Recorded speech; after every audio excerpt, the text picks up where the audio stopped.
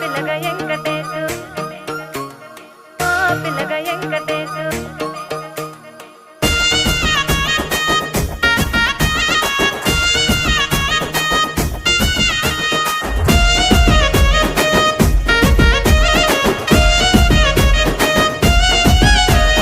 సిద్ధిరాల మనసు నాది చిన్నగా పోతుంటావో చూడక పోతుంటావో ఇంట్లో చిన్నదాన్ని నేను సిద్ధిరాల దాన్ని